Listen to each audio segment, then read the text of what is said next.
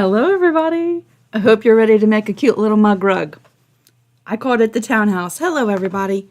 Welcome to Sunday. Today is October the 30th.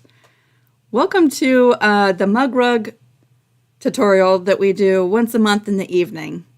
Y'all, I kind of figured out why I don't do so many live events in the evening. I messed up and took a nap around 4:30. And that has just totally wiped me out. Hi, everybody. Hello. I'm one of those people who cannot nap during the day because then I am absolutely no good. But hopefully I'm awake and we're going to make this fun mug rug and have fun together. Hello, everybody. I want to thank y'all for being so patient with me. Here's the thing. When I make and schedule my events, I really don't like to reschedule them. I try my hardest not to. Every once in a while life happens, so I want to thank y'all for being so patient. My kiddos came for dinner last night, and this mom misses her kids. What do they call that? Empty nest something. I don't get to see my kids every day, and you know, they're growing up, and all of them came for dinner last night, and I just did not want to sit and be like, okay, y'all, hold on, I'm going to go make this mug rug real quick and I'll be right back. For two reasons. I didn't want to watch the clock with my time with them, and I didn't want to rush my time with you because I feel like you're my family too. So thank you so much for being patient, and we're going to have fun and just take our time tonight. Empty nest syndrome. Yes, I think that explains why we've adopted 3 cats this year. That might explain why all of a sudden we feel this need to adopt 3 cats. I don't know. Hello, everybody. Oh, Anita, you feel the same way. Yeah. It's rough, isn't it? It's rough. Okay, y'all, but tonight we're just going to chill out and take our time and enjoy our time together. I am not in a big rush, and we're just going to relax and have fun. Thank you so much, Deneen. Thank you. Hi, everybody. All right, we're going to just go ahead and dive right over to the cutting mat. I'm going to show you this mug rug. If you want to grab this pattern, y'all, it's a 2-page PDF down in the description box, and I did not write out the instructions. In order to keep the mug rug that we do in the evenings here once a month free, I did not take the time to write out full instructions. So what you got on the first page is a little picture of the mug rug that I made, right? A couple of templates, and all the information you need or stuff that you should gather to make this mug rug, right? And then on the second page is a full-size template for the house. And I just want to say a quick thank you to Sally, if she's watching or if she watches this on the replay. When I first posted it, if you printed it right away, you're missing number 11. I had misnumbered from here up. The template will still work the same way, but the numbers were wrong. And she sent me a little message, so I was able to change that. The download in the description box has the right order of numbers. Numbers are not my friend. Oh, it's so great that y'all are hanging out with me tonight. Okay, so here's the mug rug that we're making. It is kind of a take on a log cabin quilt block, right? We're going to be putting it together much the same way, and it's going to be quilt as you go, except I'm not going to be quilting through the back fabric, right? The back is not quilted through, but that's just going to make it really easy construction for me down the road, and you'll see. And for the instructions, I'm just going to walk you through how I would make this mug rug. But I do think there's probably multiple different ways of going about it. So if you see this mug rug pattern and you're like, well, I would maybe do it this way, by all means, feel free to do that. Hi, everybody. Okay, so are we ready to get started? I'm going to go ahead and just set this off to the side for a minute. And I've already pre-cut some pieces for tonight, okay? And the first thing I'm going to do is bring over this template. You want to cut this template out right on that outside line. And this is what we're going to use to get started with the placement of the door. Okay, so it's going to be really simple. And then I'm just going to follow the order of the numbers. Okay? So let me show you what I'm going to do. I have all my little strips pre-cut. I have the piece for the door already pre-cut. I have my batting and my backing, and I'm just going to remove this backing fabric for a minute while we work with the batting and all of these pieces. And let's just prep this little paper template. You could take a piece of cardboard or whatever you have. I'm going to use my 1/4 inch ruler. It has a tapered edge, really nice for folding paper. And we're going to make 3 folds to get started, okay? The line right above position 1, we're just going to fold that up just like this. We're going to fold the paper right on that line and just give it a nice straight crease, right? And then we're going to fold both lines, the left and the right, on position number 1. Yes, we had a really good dinner. My dad actually cooked dinner, so I didn't have to do that part. He made a pot roast. Oh, I did make some asparagus to go with it, so I did help a little bit, but my dad spoiled us and made dinner. And we hung out till about 10:30, 11 o'clock. It was awesome. It was so good. See how I'm just folding that paper template towards me, facing up, right? Whoops. And our template's going to look like that, just pre-folded. We do not have to fold the rest of the lines. We're going to be using a 1/4 inch seam allowance, and that's going to give us the perfect placement on all the rest of our pieces. But I will be going in the order that you see all of these pieces numbered. Wanda said, I love that back fabric. What is it called? I have no idea, Wanda. Oh, you know what I think this is? I think this is a piece left over from All the Things. So if you go to the very first video for All the Things, I think I showed this was part of a fat quarter bundle, and the name of that fat quarter bundle is in the description box. So check that out, but I can't remember off the top of my head. Okay, who's ready?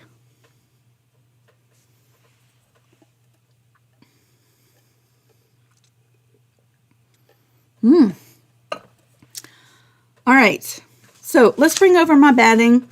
I'm just using a really thin, warm and natural batting, right? And I'm going to lay my paper template right along the straight edge. I've already pre-cut this piece, right? It's just a little bit bigger than the paper template. I'm going to lay the straight edge of my template at the bottom, right along the bottom edge of this batting. And there's just a little bit on the left and right. That's going to get trimmed off, okay? I'm going to take me a little ballpoint pen. I'm just going to mark the sides where I'm going to trim that later. Just like that. The pen's not going to hurt anything. You probably don't want to use a heat erasing pen if you plan on pressing your fabrics along the way. You don't want these marks to disappear. So I'm just using a regular ballpoint pen. And then I'm going to hold this in place so it doesn't shift around just like that, right?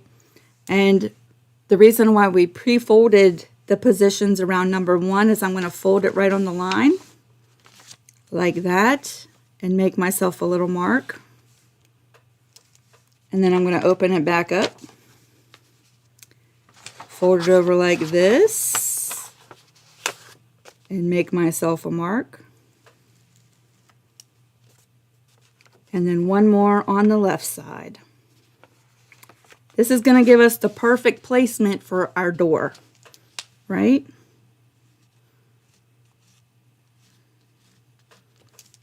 So we can take that paper template off, and there is the foundation for our townhouse.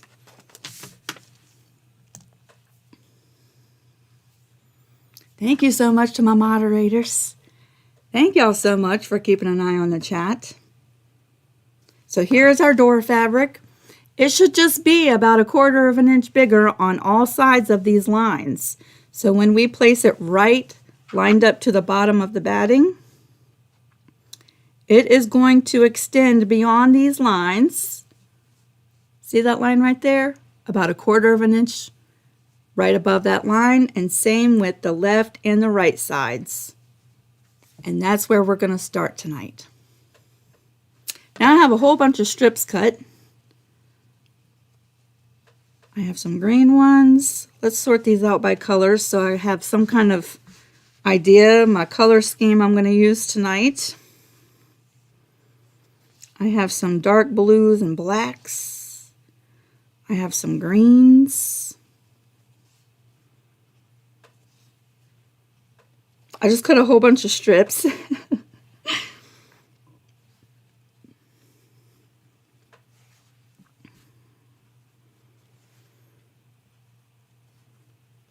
I guess I should have planned that. Oh, okay, so I have 3 light ones, and then some green ones, and some like really dark midnight blue and black fabrics. They're going to look all black on the camera, I think. So there's my color selection. All right, are we ready to start sewing? Because I think that's everything for this minute. Yep, we're going to work on the house. I'm going to switch over to the sewing machine, and we're going to set a 1/4 inch seam allowance. I have my open toe foot on, so hopefully you can see a little bit better what we're doing. And I'm going to bring over a pair of scissors because we're just going to be cutting. And we're going to piece all of these positions while we're at the sewing machine. And I'm not going to press them, but you might want to press them as you're going along when you make yours. It's totally up to you. Hi, everybody. Hi. Okay, so let me put this where I can see it. And let's bring this over.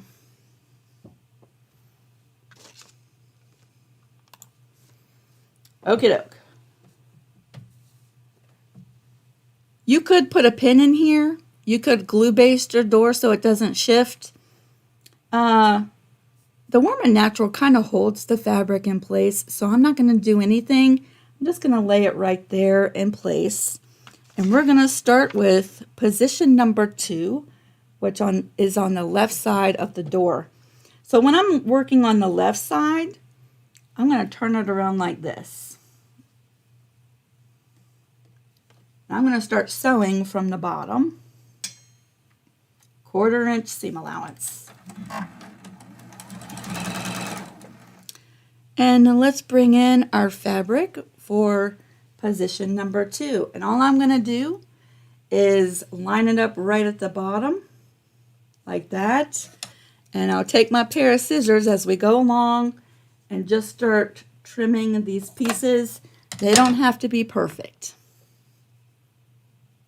We just want to make sure that everything stays as straight as possible with our seams. That's all. So I'm going to line up that raw edge just like that.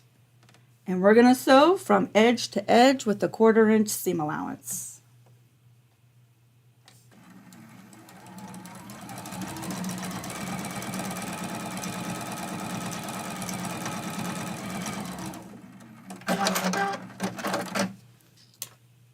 So we're going to take that off. And to avoid going back and forth, I'm just going to finger press this piece open. Just like that. And I might even take my fingernail and just burnish that seam just a little bit. Nice and flat. So there's our first piece. Now we're flipping it over and we're adding a piece right here. This is piece number 3. So I'll bring over that fabric and we're going to line it up like that. And I'm just going to trim it just a little bit.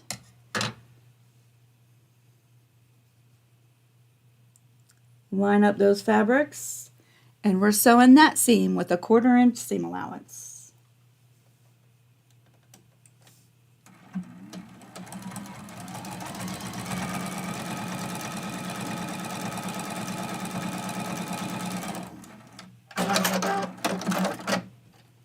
we're just repeating this process until this whole house is filled up with strips.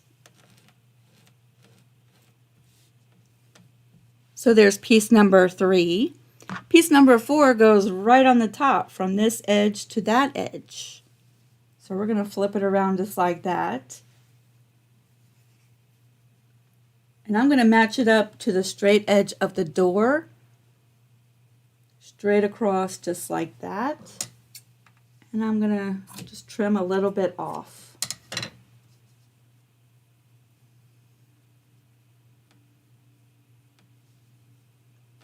There we go. We're going to sew that seam.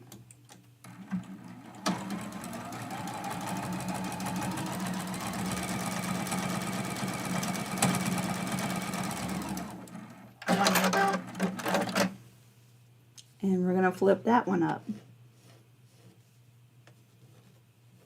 Just like you would do making a log cabin quilt block, right? So there's our 4th piece. The 5th piece is going to go on the left. This is the last piece that we're adding over here on the left side of the door. And do I want to do green or blue? Let's do green. So again, I'm just going to do myself a little rough cut, just like this. And I'm going to start at the bottom of this piece.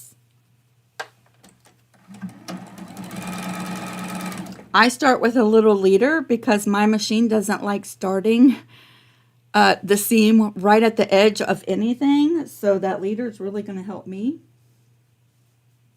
We're going to line that up.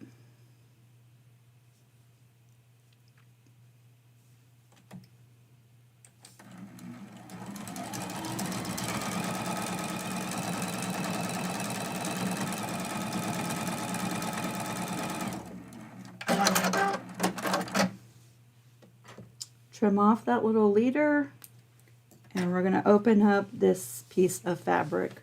And that piece should extend just a little bit beyond where we marked for our paper template. See that line?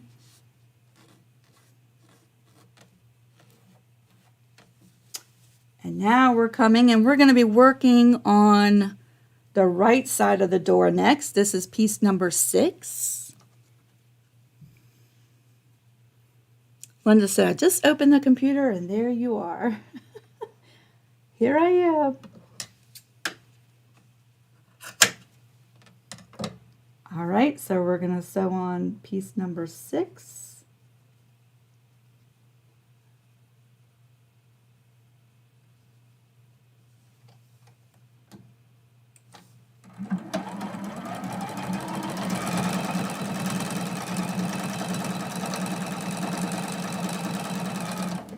I feel like if you just had a whole bunch of these strips pre-cut, you could make a whole bunch of these mug rugs.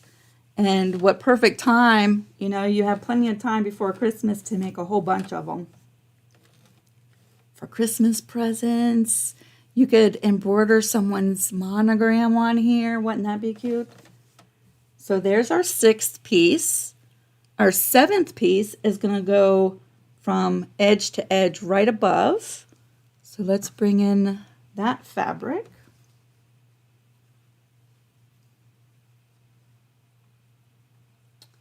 And I'm just going to trim a little bit off of that one.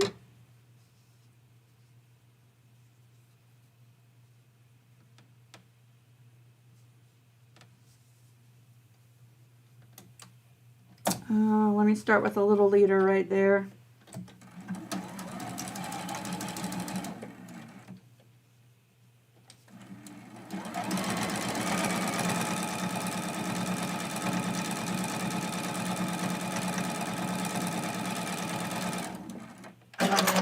What's nice about this is if you struggle with piecing intricate quilt blocks with your 1/4 inch seam allowance, this is kind of fail-proof. But yet you still get the perfect piecing, right? I kind of love that a lot. All right, so that was piece number 7. And let me just reference that right on the paper grid. That was piece number 7.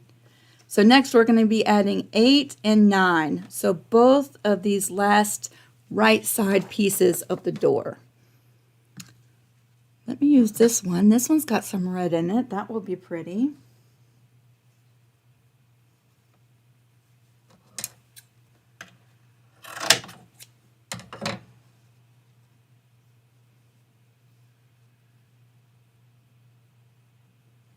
I think the hardest part is just making sure to keep everything nice and straight, right?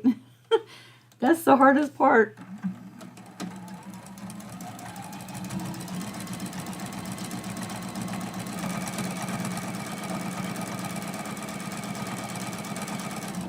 I take it back. For me, turning these pieces, especially the chimney piece when we get to it, that is the hardest part for me. All right, we're going to flip over that piece. That was number 8. We've got one more piece to the right of it, and I choose you. And again, I'm just trimming a little bit right off the end. That bottom edge will be trimmed up nice and pretty here in just a little bit.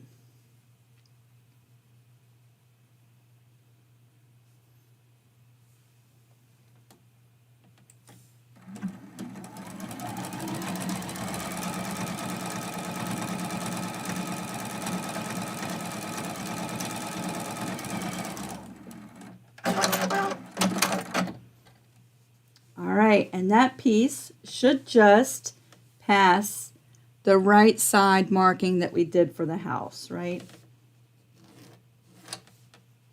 Again, if you want to press with the iron in between all of these, you certainly could do that. But see how nice and flat everything's laying just on its own like that? So now all of these bottom sections are in place, and we're going to start with piece number 10, and we are just piecing all the way up to the top, okay? So let's see. I'm going to do this one.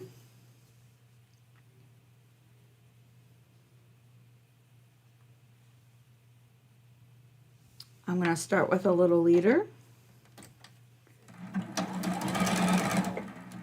And on this one, I think I'm just going to let the extra just hang off the side on this one.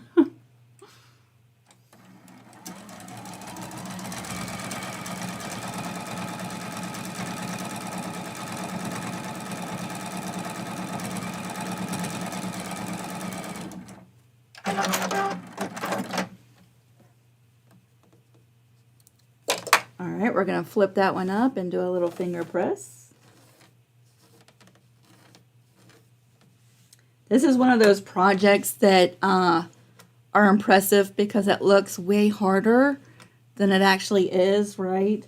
And if you show it to your friends and your family that don't do any quilting at all, and they're like, wow, you cut and sewed all those tiny pieces, and you're like, yeah, I did. But look how simple it is. All right, we're going to bring in number 11. And lay that right over top.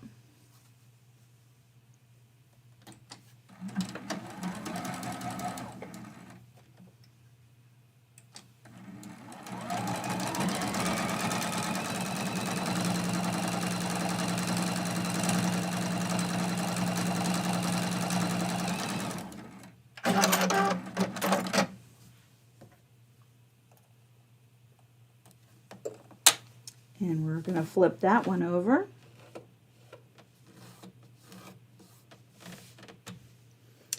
And then we're bringing in another one. And as you're adding strips towards the very top pitch of that roof, your main, the thing you want to be sure to do if you're trimming your pieces is to make sure that they extend beyond the that roof pitch, right? That roof line. Your piece needs to be at least longer than that roof line, okay?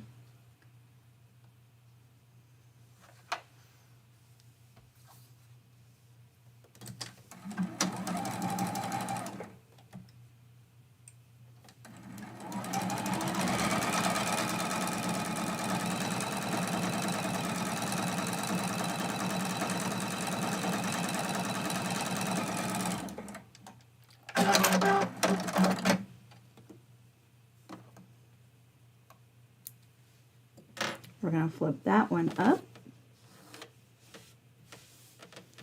And let's bring in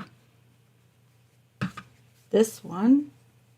Oh, we've already used that one. So let's bring in this one.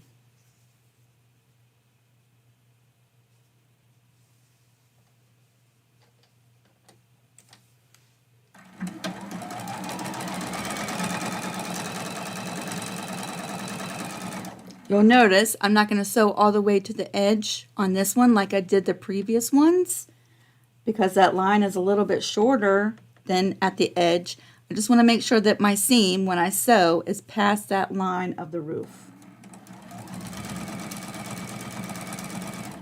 Just like that.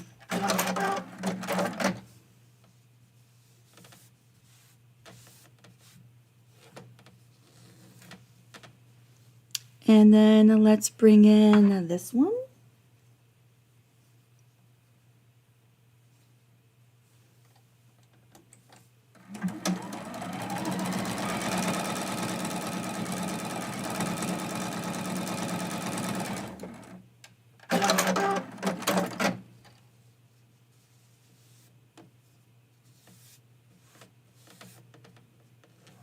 And we have one more.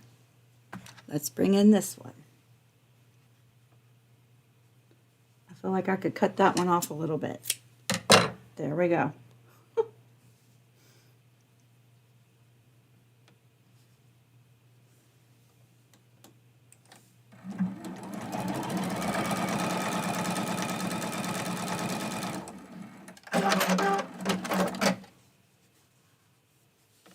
That one just does come to the very top of our roof pitch. So there we go. There's all the pieces sewn into place, and they're quilted as you went along. So you don't necessarily have to come back and quilt this later on if you didn't want to. So let's bring this back over here. Oh, Margie, it's your first time. I'm so glad you're here. Just to let y'all know, I missed so much of the live chat while I'm sewing. So if I missed your questions or if I missed your comments, just know that I don't mean to. The chat goes by so quick, I don't catch everything, but I do come back and read it later on.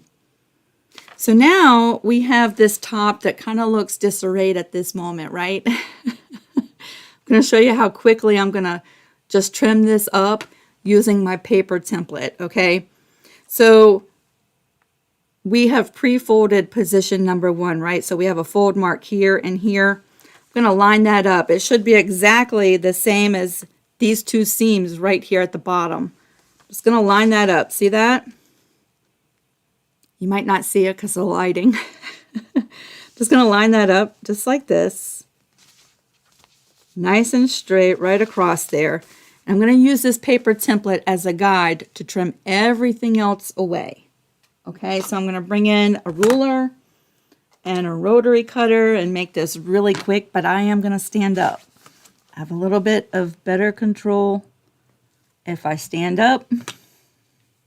Just going to line that ruler up to the paper template and trim these things away.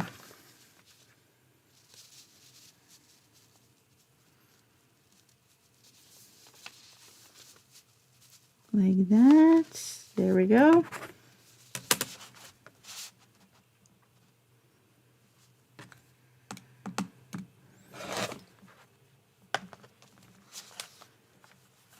And now I'm just trimming the right side.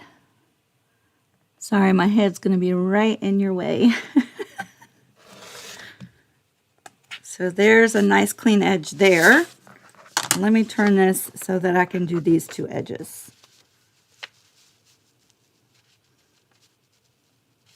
Just want it to be nice and straight, that's all. We're going to clean up this bottom edge.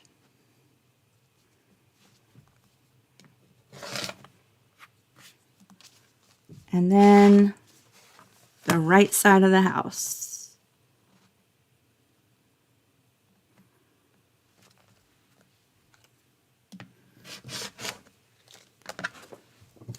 I'm might have trimmed my paper template just a smidgen. That's okay. There we go. So there's the top of our townhouse mug rug. Isn't that pretty? I love those colors. These are my colors here lately. And now we're going to bring in the back fabric, which let me give this a little press because she's been folded up for a few days now. And I want it to lay nice and flat. She's got a couple folds in her. My iron has to warm up for a second.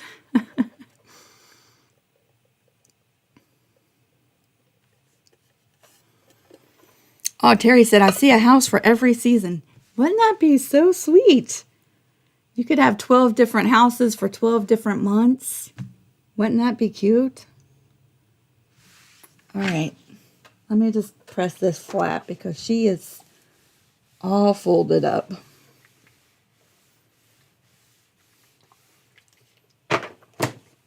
All right, so we're going to take our back fabric at this point and lay it right side facing up, right?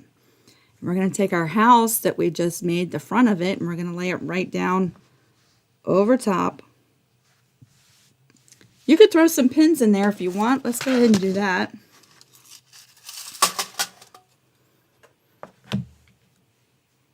Just to keep any shifting from happening.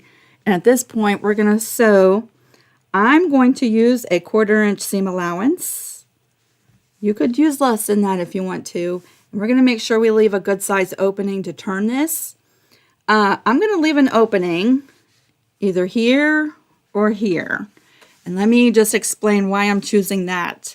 If you go up any higher, you're going to have these seams to deal with in your opening, which could be a little tricky, right? And same with along the bottom. So I'm going to pick a spot that doesn't have any seams. It just helps me get a neater close, okay? So I'm going to start there, and we're going to sew all the way around. And here lately, I've been starting at the edge of my opening here and sewing over and then starting my 1/4 inch seam allowance all the way around. It just helps me get a little bit of a neater seam allowance to tuck inside. So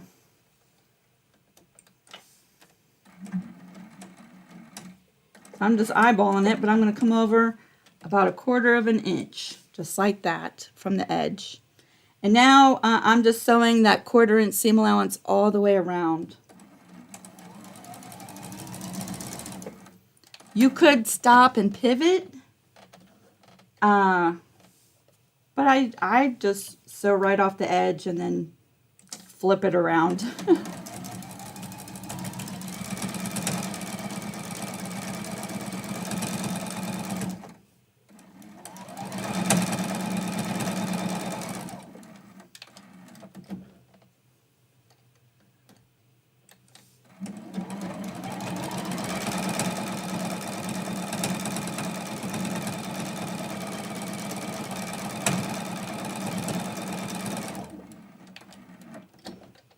This part goes by pretty quick.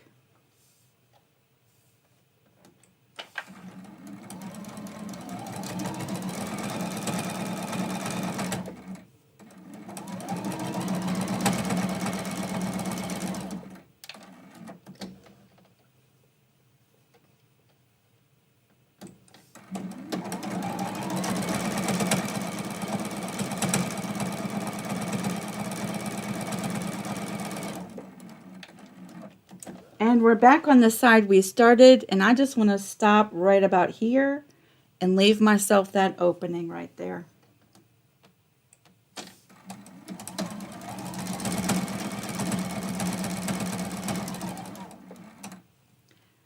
If you stop there, make sure to do some back stitches so that opening doesn't continue to open up as we're flipping everything out.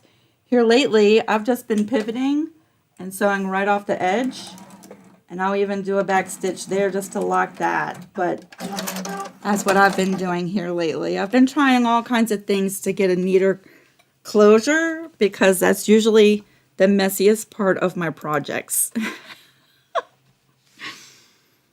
So now we can take those pins out. You could do this part with scissors if you want. I find it a lot faster to use a rotary cutter, but we're going to trim all of this extra stuff off. And I'm even going to trim some of this batting off too, just to give ourselves a little bit less in that seam allowance. I'm just eyeballing it. So that's how much I'm leaving, just like that, all the way around.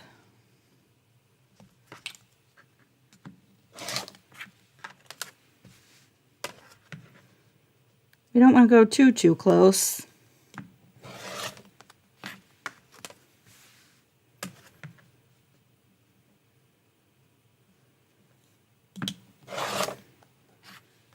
And that side, because of that opening, I'm going to do with just a pair of scissors.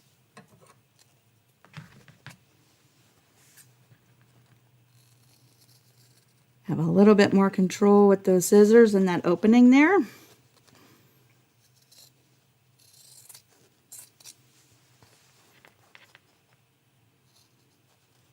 And then we are flipping this house right side out.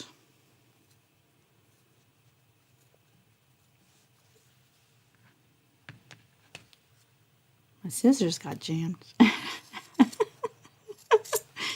I think if that's the worst thing that happens during the live, we'll be doing good.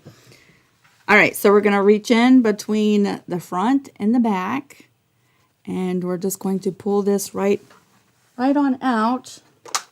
I have a pair of hemostats.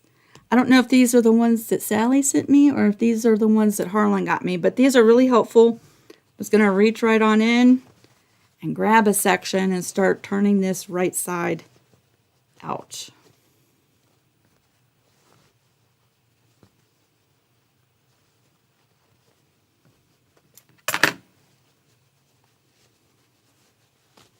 Oh no, my seam ripped.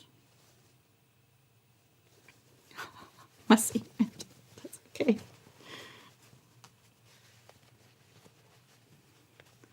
Wanda said I would have left the opening for the chimney and laid it to the inside and turned it, and then it would pop up. Yep, I think that's a really good idea, Wanda. I always think there's probably at least 10 other ways of making anything, right? And what makes sense to my brain, a totally different way might make sense to yours. So I encourage you, even though I've shown you how I do it, if it makes sense to you to do it another way, by all means, please do. Do it the way that makes the most sense to you. All right, where's the little pokey tool? I got my yarn stick.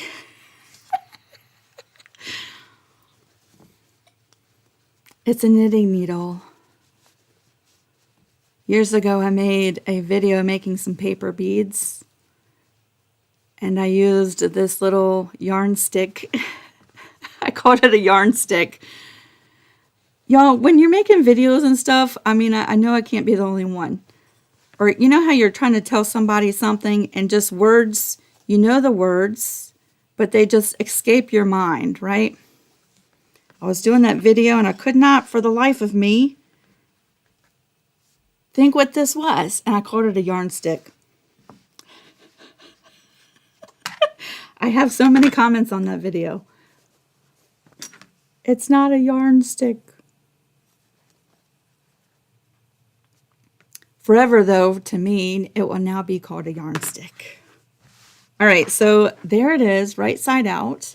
And there's my little opening. I'm just going to turn this, and we're going to give this a press.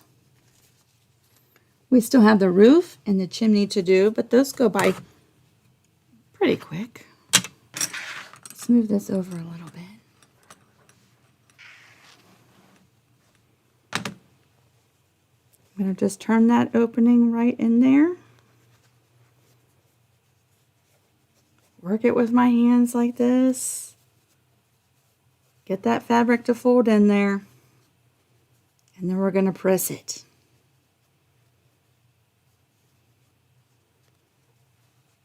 And that has been the neatest way I can get that opening together.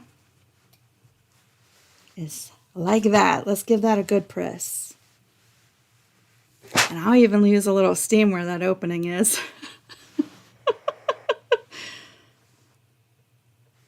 See that?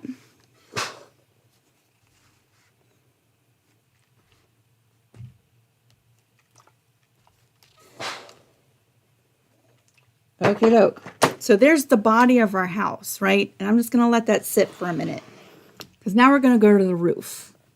Now I want you to look at the first page for a second. Because my batting is going to look a little different. I'm just going to show you what I did. It says the roof batting, you'll need a piece that measures 10 by 10 square. So what I did is I got a piece of batting 10 by 10 inches, and all I did to pre-cut it is I just laid my pieces like this and just cut away a section of the batting like that. This is actually the batting template you need right there, right? But just lay your batting like this. It needs to be about 10 inches square, but you could save this for something else, okay? So we're going to set that off to the side for a second. And this is going to seem a little tricky, y'all, but it's really not, all right? So watch this. I have my back fabric for my roof piece.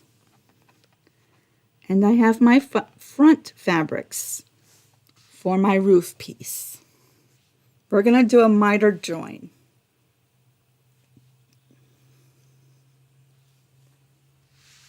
So the way I do it is really super simple. I'm going to lay this piece like that. I'm going to bring this piece in and lay it right on top and match it right on that edge, just like that. This is going to give us the little A-frame roof, right? And then we're going to do it again with these two fabrics. I'm going to bring my straight edge ruler. And on my ruler, where's the 45? There we go. There is a line, 45-degree line on your ruler. We're going to match that up to the pitch of our roof, okay? And you might not be able to see it because it's going to disappear on that black fabric. I'm going to match up that 45 angle to this edge or that edge, depending on your ruler. And right in the middle right there. And I'm going to cut these two fabrics. See that? So there's our cut. And then it's going to be really simple. I'm going to take that little triangle and I'm going to cheat a little bit. And I'm going to move it right down here. And I'm going to trim that.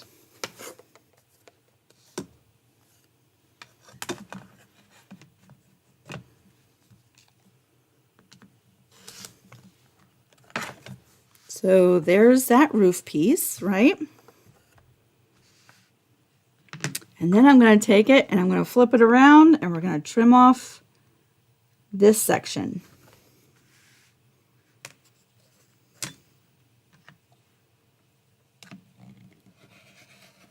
That's going to give us the roof pieces. And we're going to do that one more time.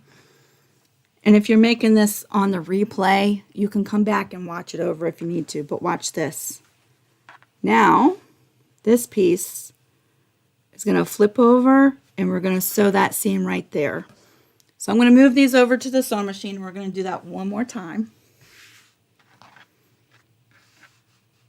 Lay that fabric like that. Lay that one like that.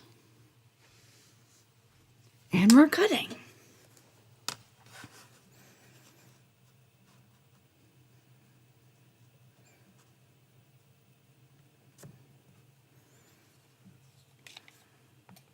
Sorry, I have to stand up.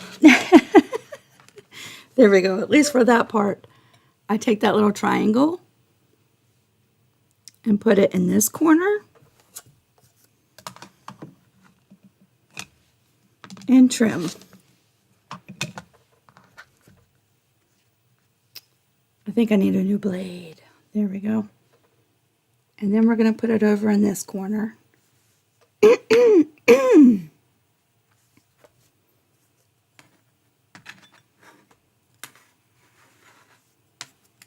And trim.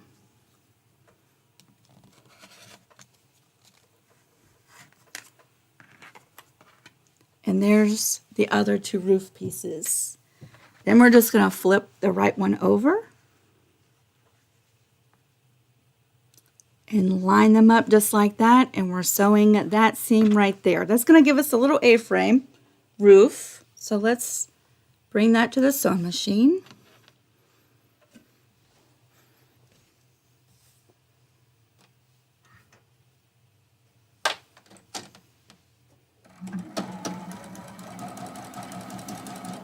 Again, I'm still using a 1/4 inch seam allowance.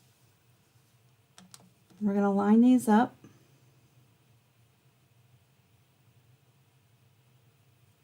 Just like that.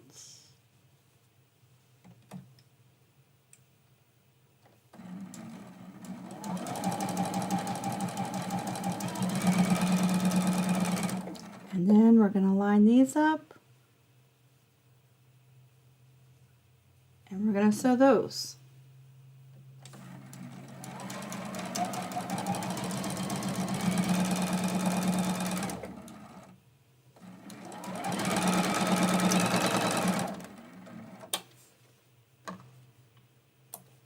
And that is how I did my A-frame pieces. Let's come back to the cutting mat, and we're going to press these two seams. So there's our little house. The only thing about these two pieces is you want to just be careful you're not going to stretch these seams, because it is on the bias. It could be a little stretchy, right? I'm just going to lay them out. I'm going to open up that seam. Just work it with my fingernail open a little bit like that. Not stretching it, just getting it to lay flat. And we're pressing.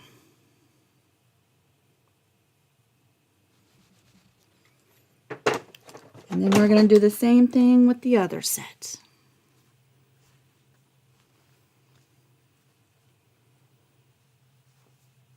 We don't want to make it wonky, but we do want to press that seam.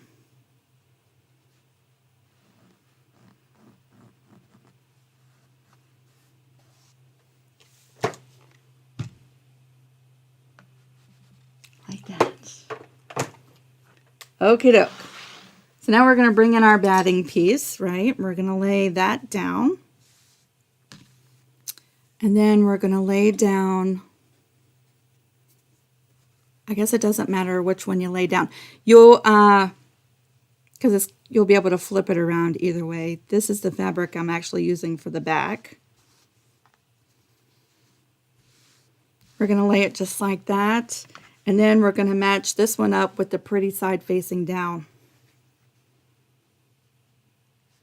Right over top of it. You could throw a pin in there if you want to,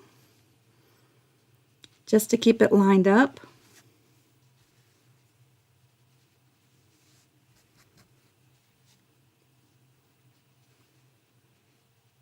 And this one we're going to sew all the way around and leave an opening.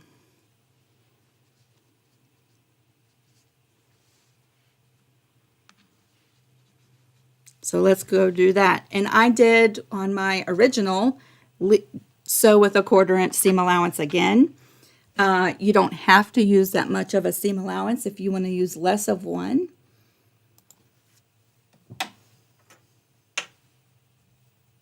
And I'm just going to choose to leave my opening right there. So, and I'm going to lower my stitch length just a little bit. So, I am sewing with a 2.0 stitch length I just want these stitches to be nice and close together. So hopefully that nothing pops. 1, 2, 3. I'm going to do a back stitch because last time I didn't and the seam popped. So a little back stitch right there. And I'm eyeballing it 1/4 inch over. And now I'm going to start.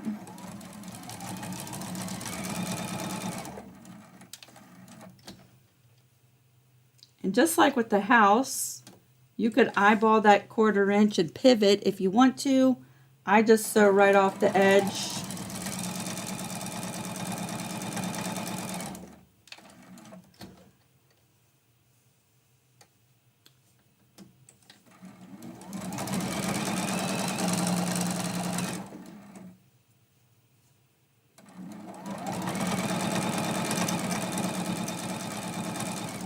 This time when I stop and pivot, I'm going to stop. It's going to be really hard for you to see because of that black fabric, but I'm going to stop sewing right when my needle hits that seam, and then I will pivot.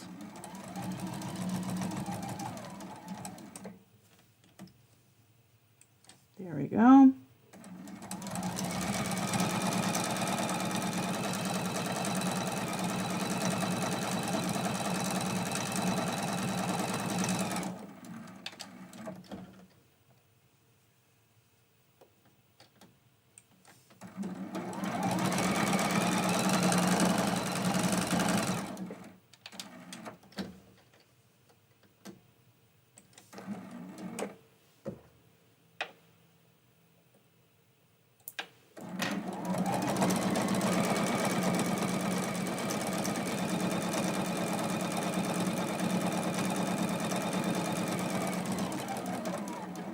Again, at the top of this, the pitch of the roof, I'm stopping right on that seam, and I'll pivot there. That is a really good guide for pivoting in those two places, if you want to pivot.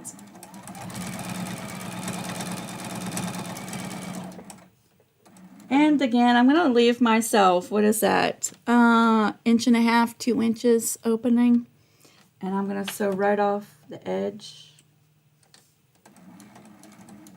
I'm going to do a little back stitch.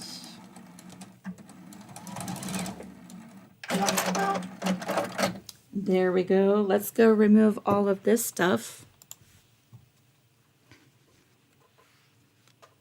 I'm going to try what Sally said and remove the batting from that section as best as I can.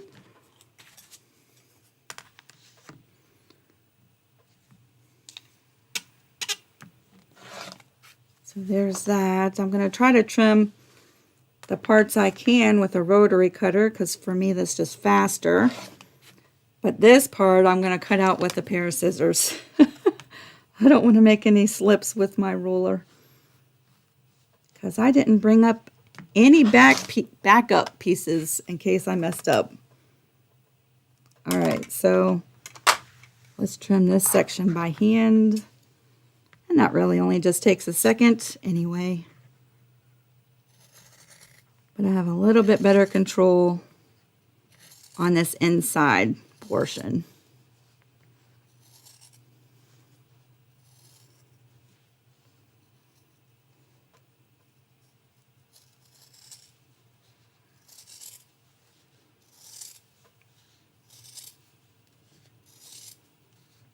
There we go. And I even like to just get rid of those points. Just helps give it a nice, cleaner, little pointy section there. I'm going to leave just a little smidgen like that. There we go.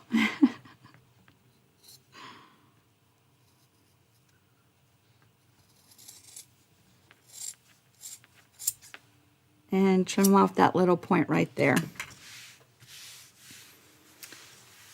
Now the trickiest part is turning this and the chimney piece. If you're like me, I always struggle. Y'all know I struggle turning my pieces. That's why I left a pretty good size opening right there. We're going to reach in. And I found it, because this is like the 4th time I've made the roofs. I find I have an easier time if I don't start with this long section here, if I get this short little section started first, I have an easier time, but that's just me. But it's going to take me a hot minute to turn this.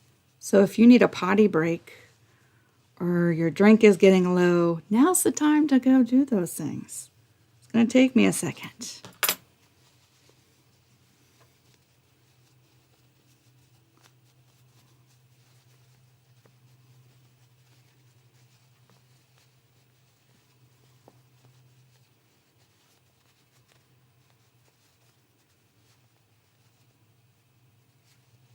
It would almost be easier for me to not sew these right sides together and turn it, but put a binding on it. It would almost be easier for me to put a binding on this part than it is for me to turn it. But we're going to do it this way.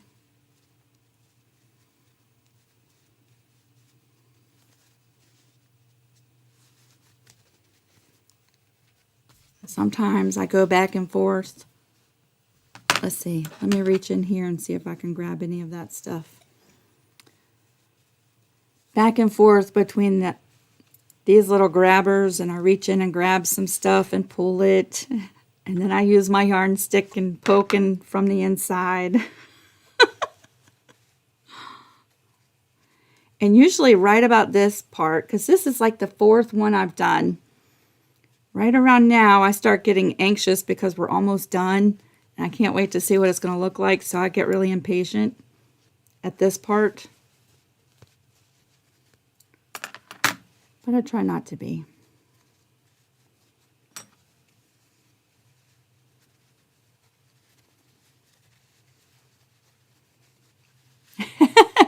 Amanda said, use the scissor things to grab. Oh, never mind, you just did.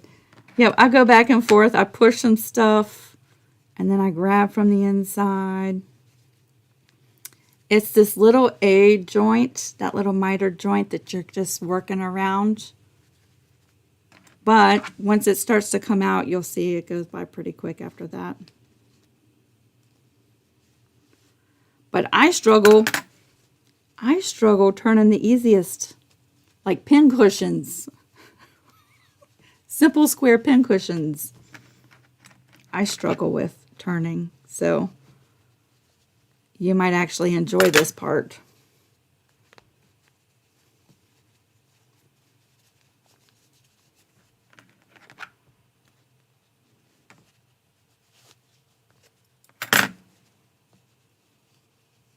Yeah, I think these townhouses are super cute. I really do like the idea of doing 12 of them, right? One for each of the months and changing out fabrics to kind of represent that month, right? Wouldn't that be cute? It's starting to come on out.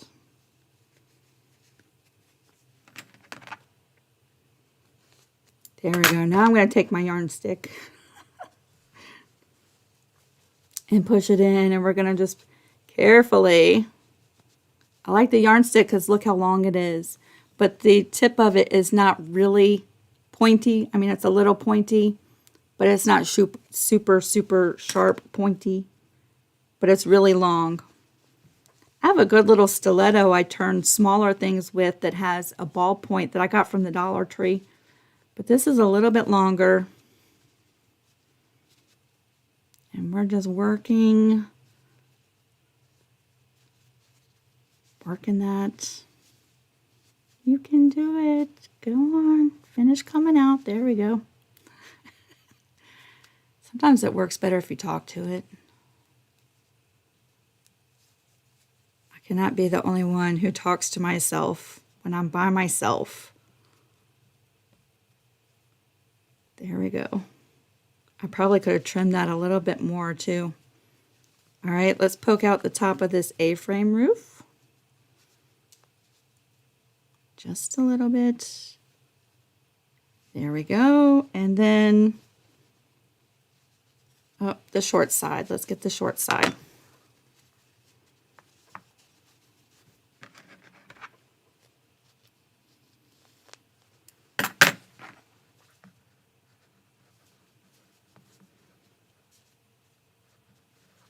So now we have a little mitered roof, right? A mitered joint in that roof.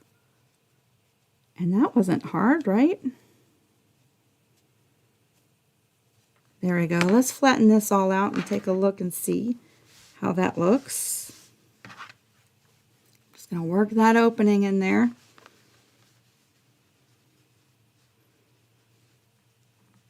Sewing from the edge just helps me turn that.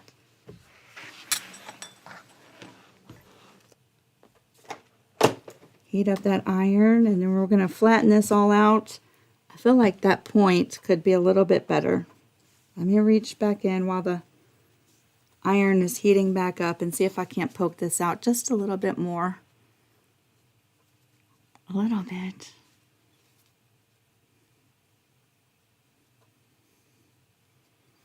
Sheila, I did clip, but I think I could have clipped a little bit more at the tips of the points, because this one particular one just seems awful bulky to me.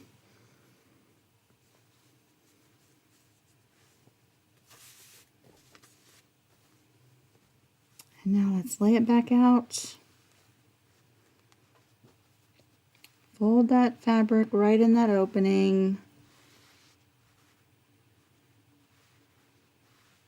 Like so, and press. My opening's right here. I'm going to stand it. So there's that side. And now we're going to lay this out nice and flat and press that side.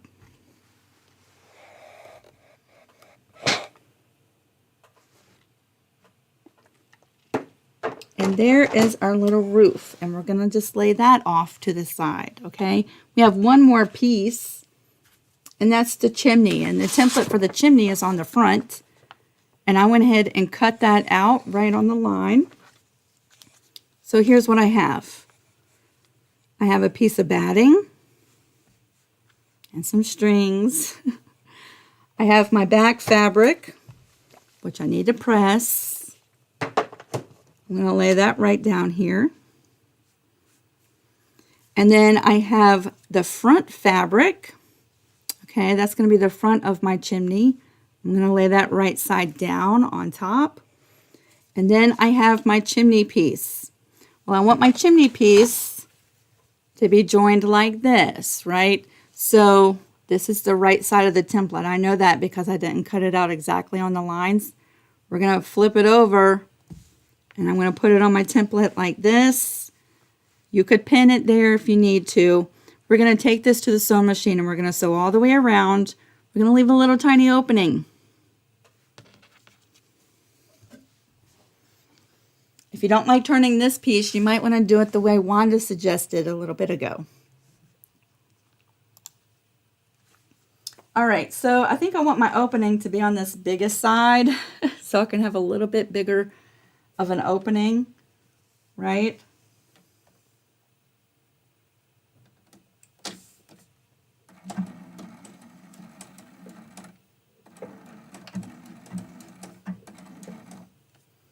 Now I'm just sewing right next to that paper template.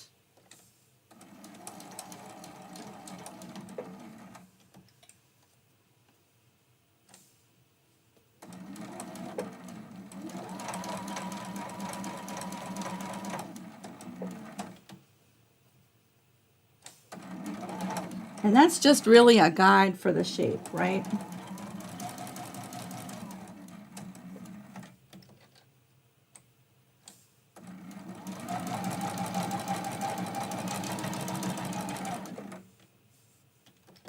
I think I went a little bit too far. Let me back up just a little bit. And I'm going to leave myself a little opening. That's where we started.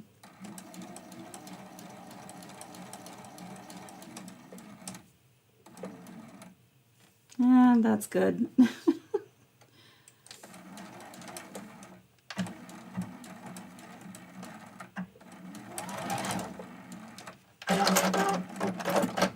All right, so there is our chimney shape. And now with a pair of scissors, I'm just going to go in and I'm going to trim away the seam allowance. And I'm going to leave myself a tiny, tiny seam allowance this time. Really small, just being careful to leave a little bit, right? We don't want that seam to pop. But this is a little bit of a smaller piece. And we don't want it to be really, really bulky. So see that?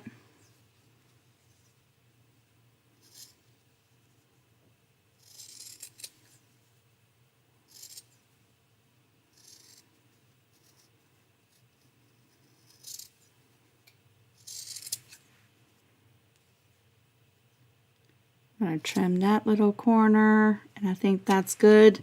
And now we're turning this right side out.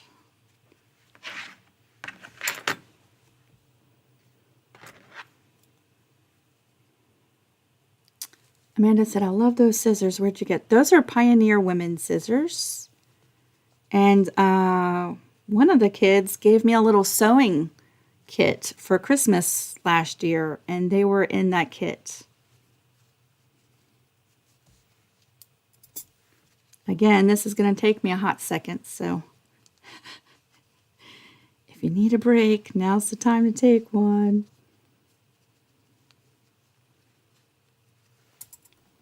I was telling Harlan the other day as I was making this one.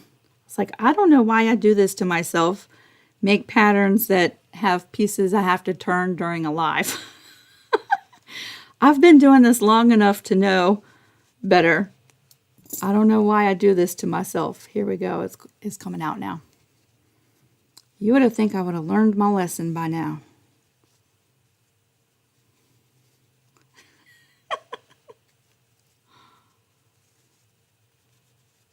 All right, let me grab my yarn stick.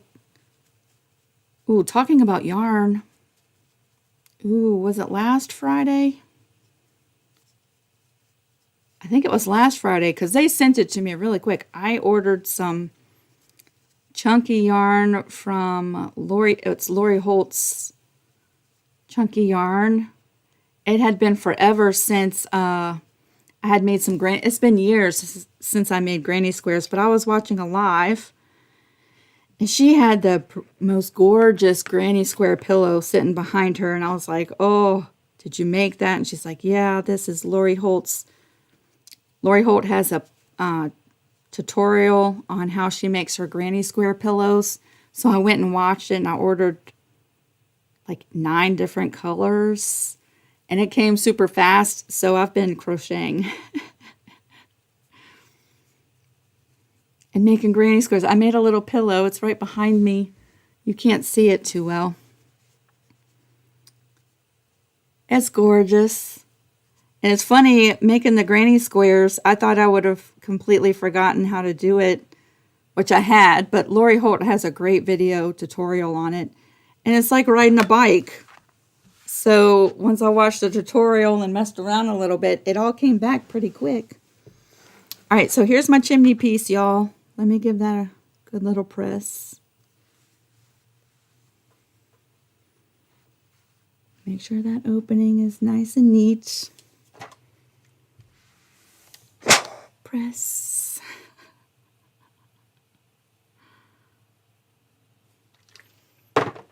Okie doke. We need this here in just a second. I'm going to move that. We don't need this anymore. I'm just trying to make some space. I feel like there's too much stuff going on here. There we go. That's better.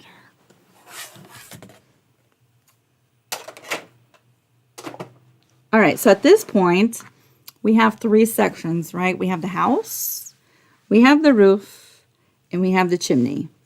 Again, I feel like there are probably 10 different ways you can put these pieces together. I'm going to go through and just tell you how I did this one. This one I'm going to do a little bit different. I'm going to give you 2 options, and again, these are just 2 options. You could do it a totally different way. So on these pieces, I did not go through and sew the seams to close the openings at this point. I laid my roof right over top. But before I did that, I butted these up together and did a little zigzag stitch right there, which I'm going to do tonight, so you'll see that. So I did a little zigzag stitch to join those two pieces. And you can't even really see it because I used a black thread and it just coordinates in there. But that's how the chimney is nice and flat with the back. And then I laid the roof on top and overlapped it just a little bit like this. And then I came back and did a straight stitch around the roof that also closed the opening of the roof. And then I jumped down here and did a straight stitch right here, which closed the opening of the house. But let me tell you why I'm not going to do it that way tonight. And it's going to be hard to see, but see that little gap right there? I'm not in love with that. Although you don't see it, I don't love that. So tonight I'm going to, and you're not going to see it so much because I'm using a black thread in the top, but I'm going to sew around the edge of each one of these pieces individually. That's going to close these openings, right? And then while we're there, I'm going to do a zigzag stitch like this. And tonight, I'm going to use Fabri-Tac glue, which is a wonderful, permanent, clear, fast-drying fabric glue that is washable, right? It's permanent. And I am going to then attach my roof like that, right up to the edge, so there's no overlap. So I'm going to give you two different options. And if you can think of other ways, please feel free to do that.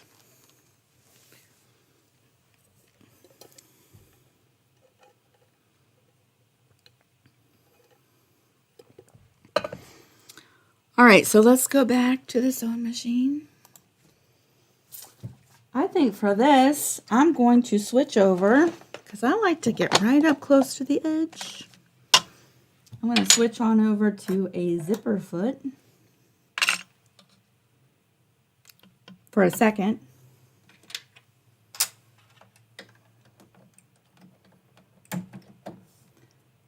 And I'm going to pick a straight stitch and move that needle right to the edge of my zipper foot. There we go. And I'm just going to sew right close to the edge on all three pieces, right? Just a straight stitch.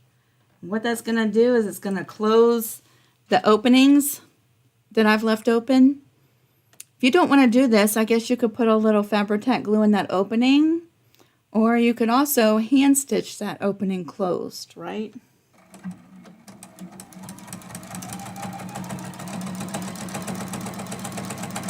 To me, this just gives it more of a quilty look and a more of a handmade look.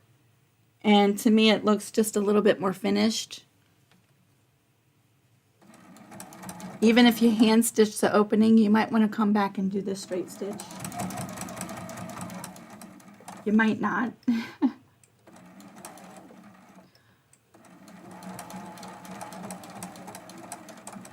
That's that one corner I couldn't get out very well, but that's okay. We're going to move on.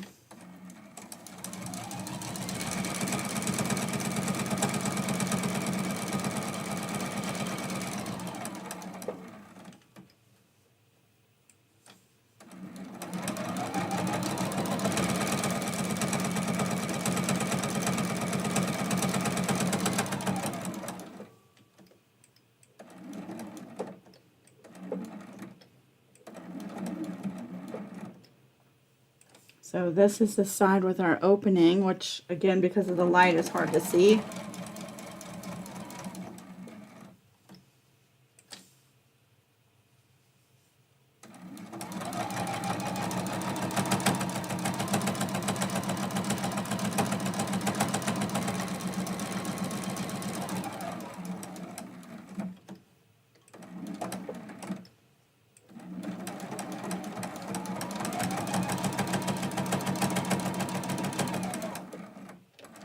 And I just pass where I start by about 8 little stitches, and we will trim that up here in just a minute.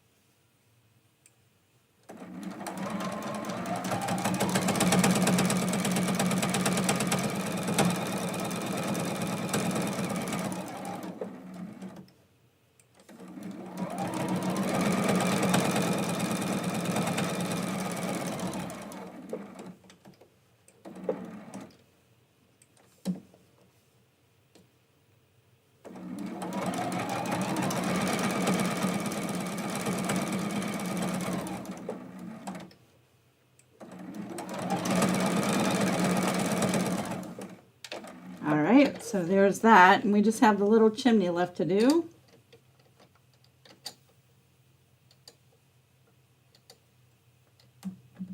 Alright, thread.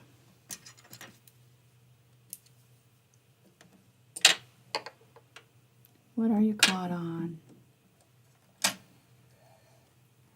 Oh. My camera was stopping the thread from coming through. Hold on a second, y'all. I guess the vibrations from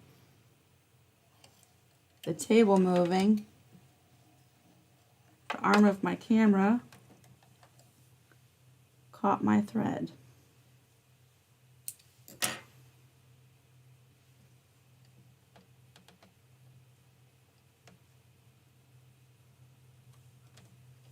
Alrighty. At this point, we only have the little chimney left to do. Let's bring that in.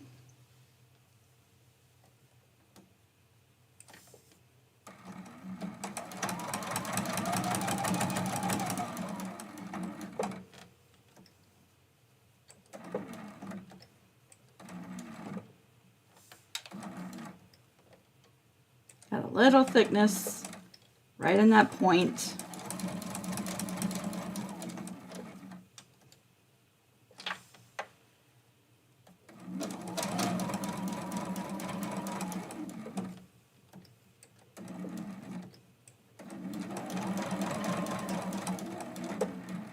It is a cute little chimney though.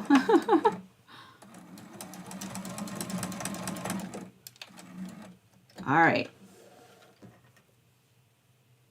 So let me just trim all of these little start and ending threads.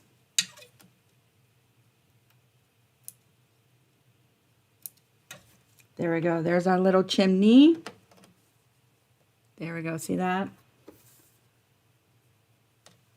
And I'll trim the threads off of the house because the next thing I'm going to do is just put those together like that. And I'm going to switch over. I'm going to use my open toe foot, whatever foot you use for a zigzag stitch. You could use that foot. I'm going to just choose a zigzag stitch. I'm going to make it a little bit wider. And if you don't want your zigzag stitch to really show up too much, use a thread color that's going to blend in to your fabrics a little bit. And you can position your roof anywhere along that edge. And instead of starting right at the edge, I'm going to come in and start about that far away. And then back stitch to the edge and then stitch right over where we started.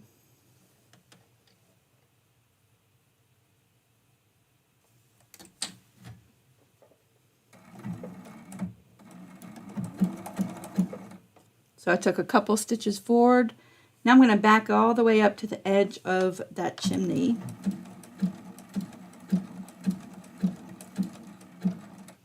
And when my needle goes from left to right, it's going in the house and it's going in the chimney. And it's just going to pull those two pieces together.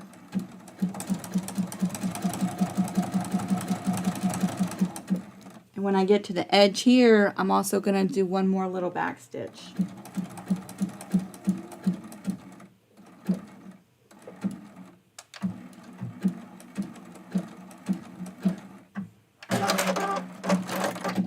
So that is how I joined my roof on. You'll see from the back, if you use a coordinating thread, it just kind of hides right in there, but it lays nice and flat like that. See that? Now at this point, I feel like you have a couple options, right? You could, well, let me trim these little strings off. I always think that's distracting. Let's come back over here and let's talk about a couple of different options we have.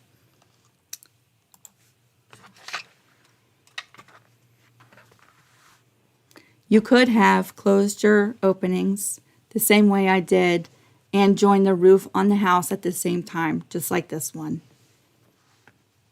I feel like you could place it here and you could put a couple of hand-sewn buttons here, and wouldn't that be cute? Right? Tonight, I'm just going to use some Fabri-Tac glue.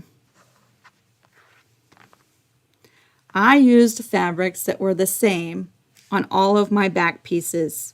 So when I have that overlap, it just kind of camouflages in there, right? But you could also bring your roof piece right to that edge. The only thing about that is your little zigzag stitch might show right there. So that's why I bumped it up a little bit to hide that zigzag, but you will have an overlap on the back side. I don't know if you care about that or not, but these are just some things that I think about. So it's totally up to you. I'm going to use some Fabri-Tac glue.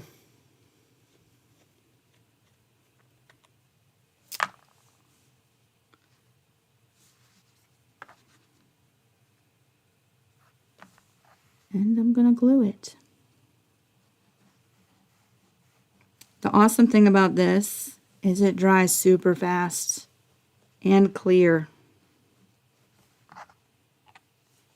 It is smelly though. You can get this at Walmart, Joann's, Michael's. You can order it online. On this one, I'm going to line it up right to the edge and just hold it in place for a second. It is a little smelly. So if you're really sensitive to smells, you might want to do it outside or with a window open. But the smell does go away pretty quick. Right? And you really only have to hold it for a second.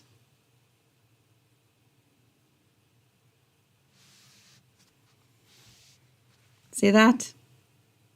Now at this point, y'all, your house could be done. Just like my example, right? You could be done. But after I did this, and I was like, a window would be really cute right there, wouldn't it? Wouldn't it be really cute? So once I did this, I was like, you know what? I think a heart window would be adorable right there. So I did include a little heart template.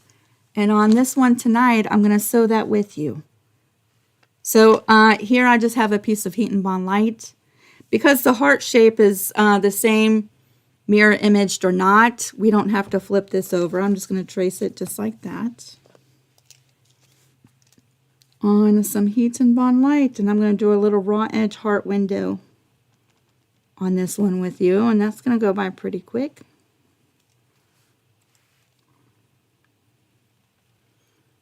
I feel like a rectangle window or a square window would be just as cute. But there we go.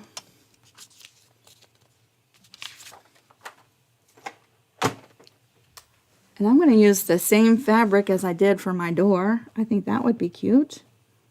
So I have some of that here. Scissors. What did I do with my scissors? Oh, there they are.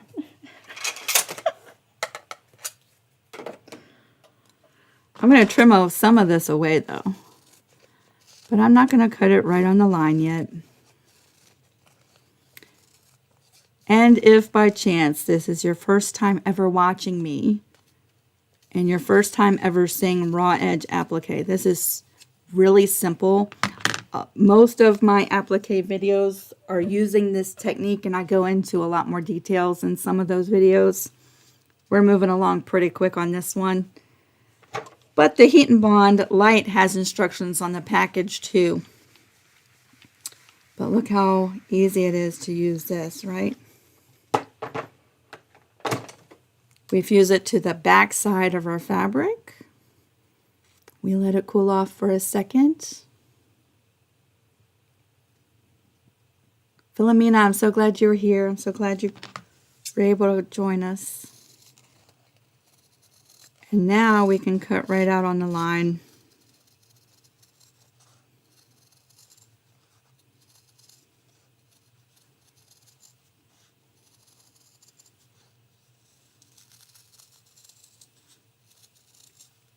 I feel like if you do this, you could use any of the stitches in your sewing machine to sew this down, right? Tonight I'm just going to use a simple little zigzag stitch. We're going to take that paper off. The adhesive is on the back side of our heart. And I think I want to put the heart window just like that. How cute would that be? Wouldn't that be super cute?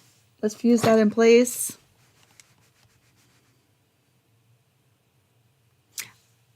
I almost think you should have done the heart before adding the roof.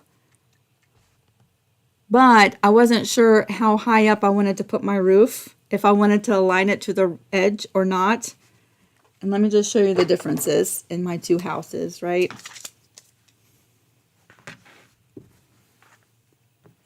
I can scoot this all the way around now. Hold on a second and give us more space. There we go. All right, I'm going to line these both up right along this edge. And you'll see that this house is slightly taller than this house. This house, I moved the roof up to cover the joint of the chimney. So there's an overhanging edge on the back side. This roof, I glued right to the edge of that house. So there's no overhang, but I have less space here, right? So that's the difference in the look of the houses. But I'm going to use my open toe foot and just go right around that edge and do a zigzag stitch.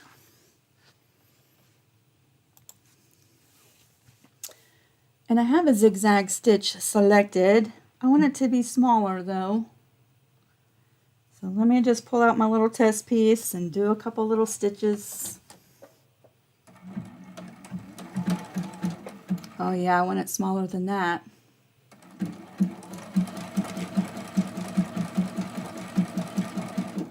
Not that small.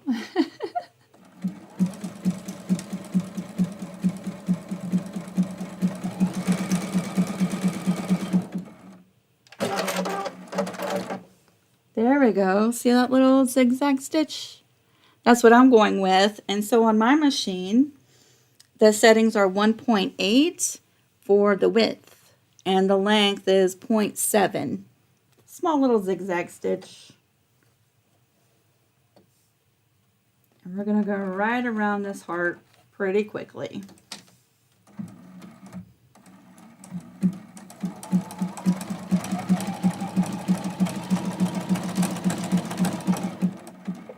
I think the heart is optional. Like, it looks cute without it.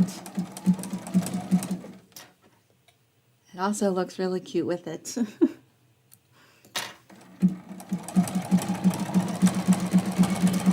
I think you could hand stitch someone's name or monogram there. Wouldn't that be cute?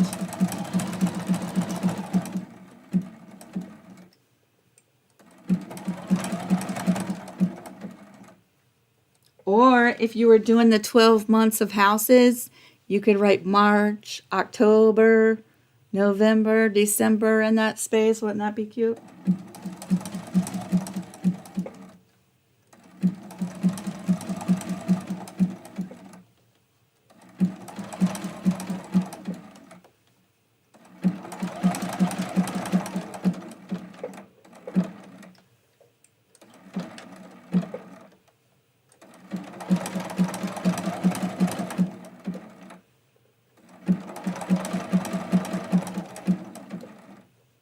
I thought the edge of that roof was going to be in the way, but I just do have enough space to get around there.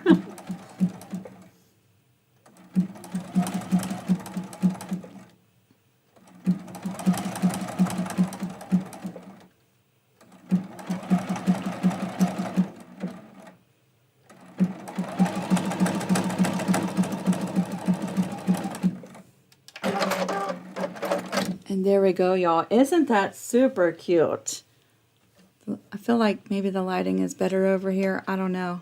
Isn't that super cute? Adorable. I kind of really like it with the window.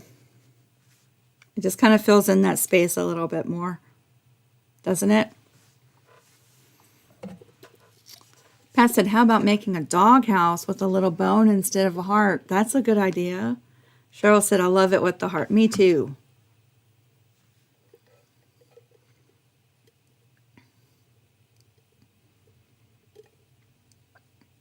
Lucinda said, love them both. Thank you for all you do. You're welcome. I did learn the miter cutting of the roof tonight. Yay! Good. That was the easiest way for my brain to do this little A-pitch roof.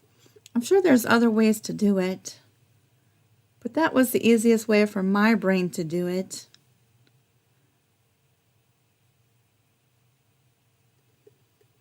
And I kind of really wanted that join there, and depending on the fabric, like, see that?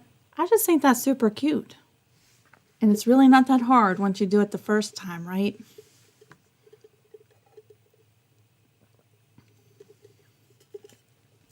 Sheila said, I have lots of random jelly roll strips that would work so well. Yeah, and a jelly roll strip, you could get a lot from that because you're going to cut them into strips, right? Your strips, 16 fabric strips, 1 1/4 inches wide. So yeah, from a jelly roll strip, you could get lots of strips to make lots of houses. Thank you, Becky. Thank you, Mavis. Thank you, Celeste. Thank you, Jeannie and Wanda and Sheila, Susan, Belda, Teresa, Sally. Sally said, my OCD would not allow that heart and door not to be centered. I think it's kind of quirky like that. But if you want to center it, Sally, by all means, just scoot everything over the placement. Same construction, you'd have another strip over here, right? Or even 2 more strips. Just scoot it over. I think another window right here would be super cute.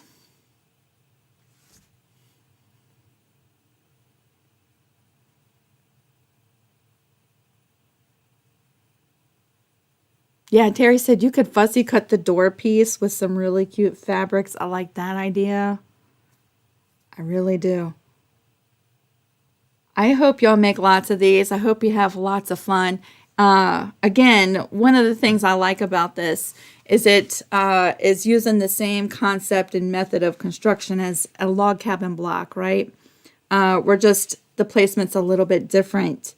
And the really cool thing is to our non-quilting and sewing friends, it looks way more difficult than it actually is, right? And so I love projects like that, the ones that look a lot harder than they actually are. And I can't wait to see your houses. I hope you share them over on the Creative Crew.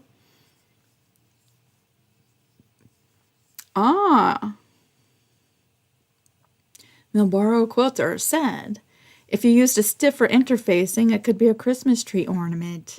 Just add the tree. Yeah, actually, it's pretty sturdy the way it is with the batting. But yeah, if you wanted it to be stiffer, certainly, you could certainly do that. But yeah, that would be cute, right? Even if you wanted to do it smaller, you could reduce the size when you're printing. You could do that. Make it a little bit smaller.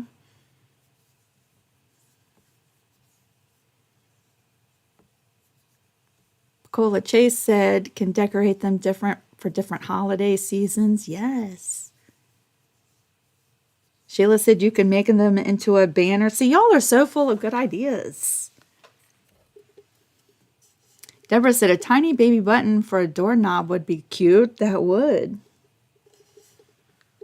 Oh, okay. So you could make this out of baby fabrics, the color of a nursery, right? You could get the nursery colors. You could put the coming home date or the baby's birthday on it. Coming home and their name and the date and the colors of their nursery. Wouldn't that be a cute little gift?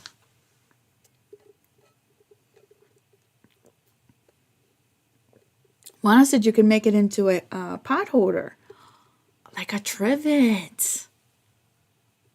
Oh, how pretty would that be on a table for dinner? Thank you, Betty. Isn't that cute? Cute little house. You see, Miss Betty, I put the little, there it is. That's for you. I put it back there just for you, since you asked about it.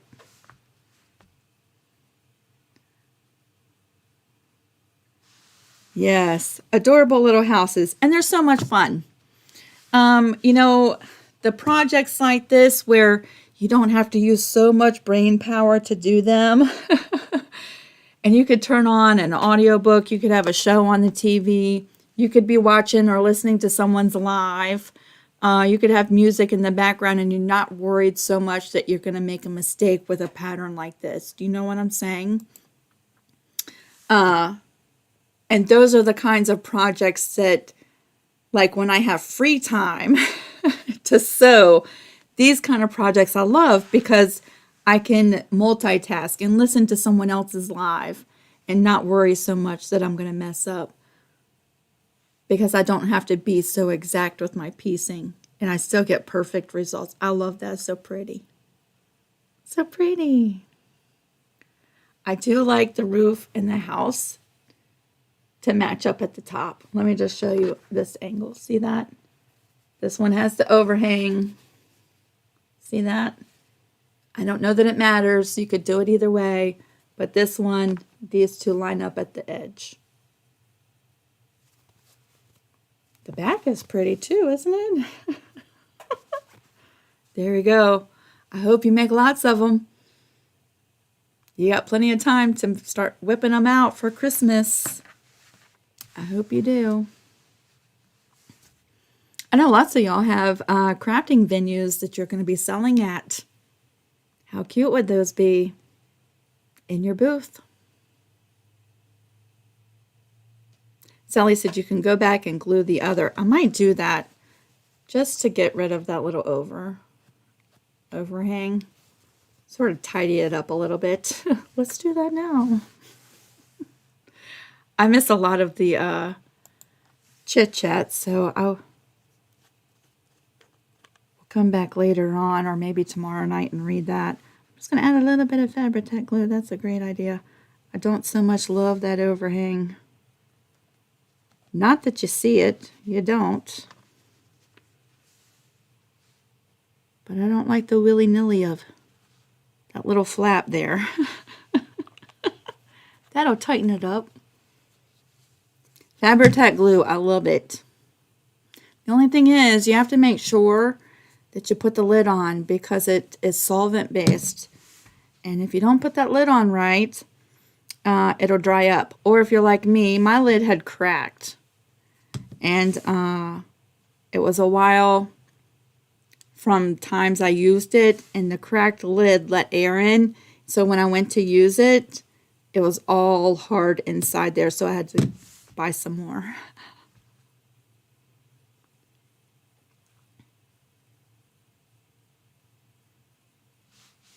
There you go. At least it's not flappity like that. Yes. That's much better. There we go, y'all. I hope you have lots of fun. I guess the next time I will see you is Friday. Oh, hold on a second. I want to show you my pillow. Y'all, this is not my pattern. This is not my design. They're granny squares. But if you want to learn how to make this little pillow, check out Lori Holt, or in YouTube's search bar, type in Lori Holt Granny Square Pillow. Her tutorials will come up. She's got a bunch of them. This is her thread, Be in My Bonnet, the super chunky, I think that's what it's called, super chunky thread. It's cotton and it feels so nice. Oh, it feels so nice, but look how pretty that is. If you're looking for an idea for Christmas presents, this went by really quick. It went by really fast, and I had not made granny squares in a long time. And I was able to make both of these in one evening and then join them the next day. Isn't that so pretty? I'm going to order some more thread. I only got 9 of the colors. But yeah, isn't that just pretty? Super soft. What size hook did I use? The one that she tells you in the video. I don't have it here. It's downstairs next to my chair. But she tells you in the video. And I don't want to say because I'll probably say the wrong one. But she does say in the video, and that's the one I used.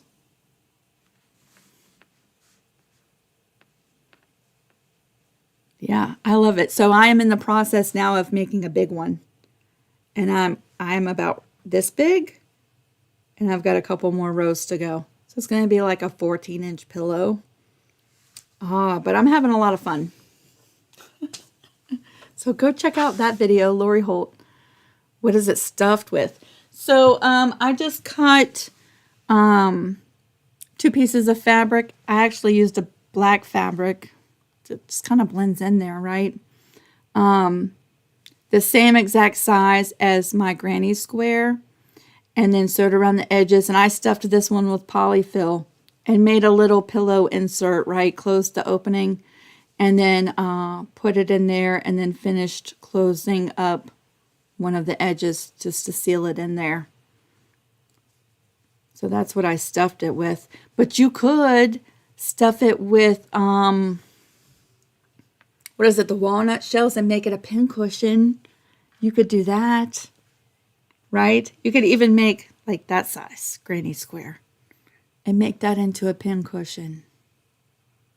Yeah, so go check it out for those of you who like to do crochet. And I know lots of y'all already know how to do granny squares, but isn't that cute?